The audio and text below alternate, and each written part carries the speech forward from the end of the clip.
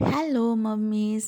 இன்றைக்கி நான் sold sugar எதுவுமே ஆட் பண்ணாமல் ஜஸ்ட் மூன்று இன்க்ரீடியண்ட்டை வச்சு ஓவன் இல்லாமல் நாங்கள் டெய்லி யூஸ் பண்ணுற இட்லி பாத்திரத்திலே 6 மந்த் ப்ளஸ் பேபிஸ்லேருந்து எல்லாருமே சாப்பிடக்கூடிய ஒரு கேக் தான் இன்றைக்கி நான் ரெசிபி போட போகிறேன்.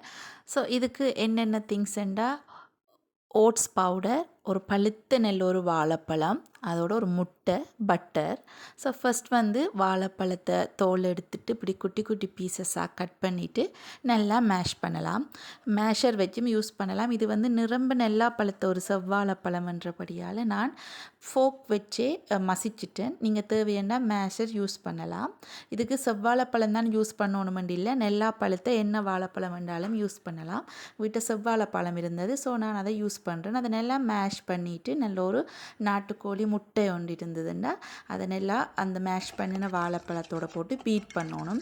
நாட்டுக்கோழி முட்டை இல்லாட்டிக்கும் மற்ற முட்டையும் யூஸ் பண்ணலாம். நல்லா பீட் பண்ணணும். அதாவது வாழைப்பழமும் அந்த முட்டையும் நல்லா அடிபட்டு இப்படி க்ரீமியான ஸ்ட்ரக்சர் வந்தால் பிறகு இந்த ஸ்டேஜில் ஏலக்காய் பவுடர் யூஸ் பண்ணலாம். நான் இது வரைக்குமே குட்டி கண்ணனுக்கு இப்படி ஃப்ளேவர் ஆட் பண்ணல. அதோட நாட்டுக்கோழி முட்டைன்றபடியாக முட்டைன்ற அந்த ஸ்மெல் வராது.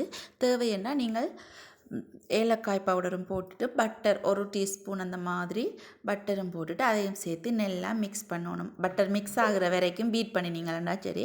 இதுக்கு சின்னனா பீட்டர் வச்சும் பீட் பண்ணலாம். நான் எல்லாத்துக்குமே ஃபோக் தான் யூஸ் பண்ணி நான் சின்ன அமௌண்ட்ன்றபடியால் இந்த ஸ்டேஜில் 3 ஸ்பூன் ஓட்ஸ் பவுடர் நான் யூஸ் பண்ணியிருக்கிறேன். ஆல்ரெடி ஓட்ஸ் பவுடர் எப்படி செய்கிறதுன்னு சொல்லி நான் அப்லோட் பண்ணியிருக்கிறேன் லாங் வீடியோவாக. தெரியாதாக்கள் அதை பாருங்கோ. ஓட்ஸ் பவுடரை போட்டு நல்லா மிக்ஸ் பண்ணக்கூடாது.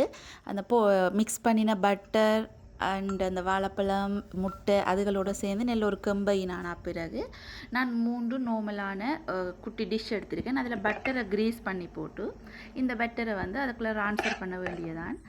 பண்ணி போட்டு இட்லி பாத்திரத்தை சூடாக்கிட்டு அதில் வைக்கணும். இந்த டிஷ்ஷுக்குள்ளே நீங்கள் ஊற்றும்போது டிஷ் ஃபுல்லாகவே இந்த பட்டரை ஊற்றக்கூடாது. ஒரு அரைவாசிக்கு ஊற்றுனீங்கன்னா சரி. நான் ஆல்ரெடி இட்லி பாத்திரத்தை சூடாக்கி வச்சுருக்கிறேன். சூடாக்கினா பிறகு இந்த 3 கேக் பட்டரையுமே இதுக்குள்ளே வச்சுட்டு டைமிங் இல்லை, எனக்கு 7 மினிட்ஸ் ஆச்சுது சரியா. அது உங்களோட அடுப்புண்ட இதை பொறுத்தது. நான் சரியா 6 நிமிஷத்தில் ஓப்பன் பண்ணி பார்த்தேன். நான் எனக்கு நல்லா அவிஞ்ச மாதிரி, அதாவது பேக்கான மாதிரியே வந்துட்டுது. இந்த மாதிரி ஃபோக் வச்சு குத்தும்போது பாருங்க, ஃபோக்கில் ஒன்றுமே ஒட்டையில் கஷுவலாகவே வந்துட்டுது.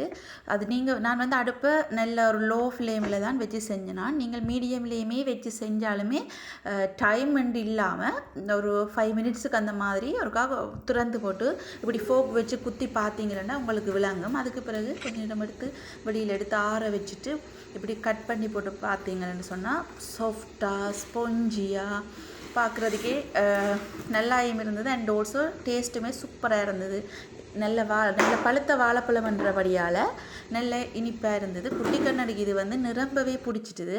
நான் இதில் பேக்கிங் பவுடர், சால்ட், சுகர் எந்தவித ப்ரிசர்வேஷனுமே ஆட் பண்ணல.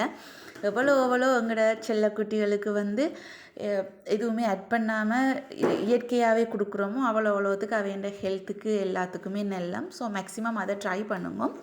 நான் ஒர்க் போகிறபடியால் 10:30 அவருக்கு ஃபீட் பண்ணுற டைம் இல்லாதபடியால் இந்த மாதிரி ஏதாவது ஒரு ஹெல்த்தியான ஸ்நாக்ஸ் செஞ்சு வச்சுட்டு போனால் அம்மா அதை கொடுப்பார். அதனால் குழப்படி இல்லாமல் இருப்பார்.